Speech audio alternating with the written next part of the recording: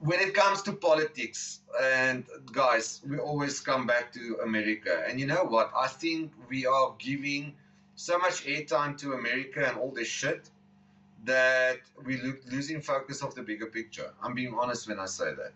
I think people that is fighting propaganda is actually helping propaganda, because you must remember how social media works. It is through the shock value that you go and say, oh, but this person said that. But guess what? You've just spoken what that person said. Okay? So now all my viewers has listened what that person said because I just spoke about it. The best that you can do, yeah, is not fucking talk about it. Because guess what? If you don't talk about it, it's not gonna go viral. That's just the way it is. That's life. That's how social media works. To put it in perspective, let me color in the picture. Okay?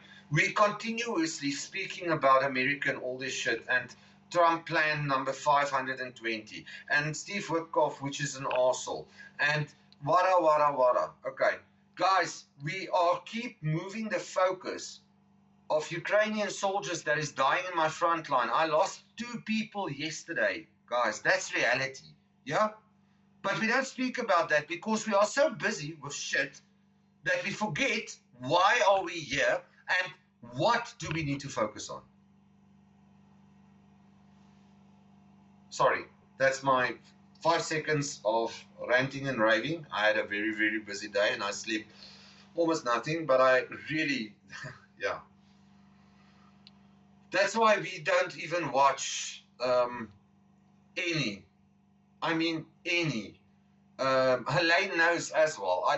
There's a couple of things that I look at to get a general guideline of what's going on, but I have never watched a news channel in the last 2 and what years that I've been in Ukraine. I just don't do it. Not because of propaganda, not because of how they try to spin it.